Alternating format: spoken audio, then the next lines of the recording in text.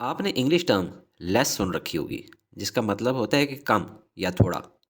इस एडजेक्टिव की comparative form है लेसर। यानी जब दो चीज़ों को कंपेयर करें तो जो उनमें से छोटी है उसको कह देते हैं लेसर। और सुपरलेटिव फॉर्म है लीस्ट।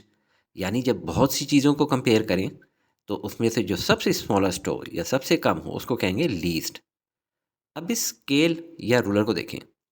इसको आमतौर पे फुट रूलर कहते हैं, क्योंकि इसमें नीचे वाली साइड पे 12 इंचेस हैं, जो कि 1 फुट के बराबर होते हैं। स्टूडेंट्स अक्सर क्लास में एक दूसरे की हाइट मेजर करने के लिए इसका यूज़ करते हैं। इस स्टूडेंट की हाइट आई 4 फीट। अब अगर इसी रूलर को थोड़ा जूम करके देखें तो आपको ऊपर वाली साइड पे सेंटीमीटर स्केल भी नज़र आ रहा है। यानी हम कोई लेसर साइज़ की चीज़ अप टू 1 सेंटीमीटर मेजर कर सकते हैं, जैसे कि नाखून वगैरह। ये हमने इस स्केल की लेसर मेजरमेंट का यूज़ किया। और अगर रूलर को थोड़ा मज़ीद जूम करें तो अब हम इस स्केल या रूलर की लीस्ट यानी स्मॉलेस्ट पॉसिबल मेजरमेंट 1 मिलीमीटर का यूज़ कर सकते हैं, जिससे कि हम अपने डर्टी नेल का साइज़ चेक कर सकते हैं या इस जैसी और छोटी चीज़ें।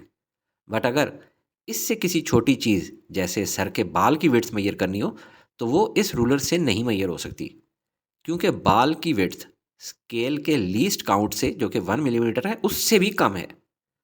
इसलिए इस रूलर के 1 मिलीमीटर को फर्दर स्मॉलर डिविजन्स में तकसीम करने के लिए साइंटिस्ट ने वर्नियर कैलिपर और स्क्रू गेज इजाद किए।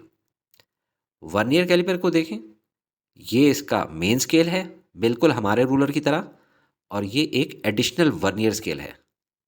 इसी तरह माइक्रोमीटर स्क्रू गेज में ये मेन स्केल है हमारे मेन रूलर की तरह, और ये इसका एडिशनल स्केल है जो कि सर्कुलर थिम्बल की शक्ल में है।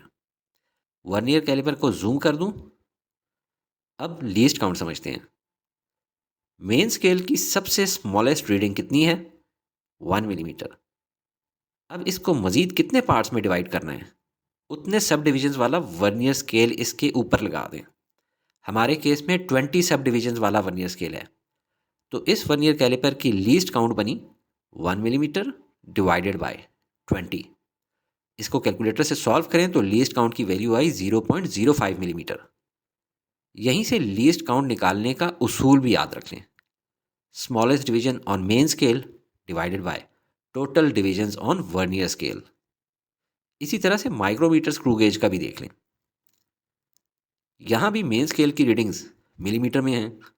ये 1 मिलीमीटर मार्क है, मगर अगर गौर से देखें तो इसी स्केल की ऑपोजिट साइड पे हाफ में डिवाइड भी किया गया है। यानी इस मेन स्केल की स्मॉलेस्ट रीडिंग 1 मिलीमीटर नहीं बल्कि 0.5 मिलीमीटर है। अब इसको मज़ीद कितने पार्ट्स में डिवाइड करना है, उतने सब डिविजन्स वाला एडिशनल स्केल ऊपर लगा दें। हमारे केस में 50 सब डिविजन्स वाला थिम्बल स्केल है, क्योंकि 45 के बाद 46, 47, 48, 49 और 0, यानी पहले चक्कर का एंड 50 है। तो इस माइक्रोमीटर स्क्रू गेज की लीस्ट काउंट बनी 0.5 मिलीमीटर डिवाइडेड बाय 50।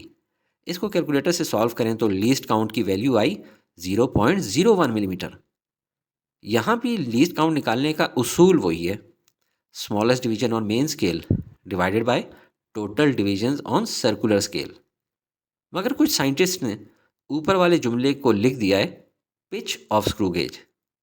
सेम बात है कि जब ये सर्कुलर स्केल एक कंप्लीट चक्कर लगाता है तो स्पिंडल का ये हिस्सा कितना आगे या पीछे मूव करता है, डिपेंडिंग अपॉन कि क्लॉकवाइज रोटेट किया है या एंटी क्लॉकवाइज। उतना आगे या पीछे जाने को पिच कहते हैं। और वो जाहिर है कि जितनी इसके मेन स्केल पे स्मॉलेस्ट रीडिंग है उतना ही आगे या पीछे मूव करेगा एक पूरा चक्कर लगाने पे। चाहे किसी भी किस्म का वर्नियर कैलिपर या स्क्रू गेज यूज़ करें, कोई भी यूनिट्स हों, लीस्ट काउंट फाइंड करने का प्रोसीजर यही फॉलो होगा।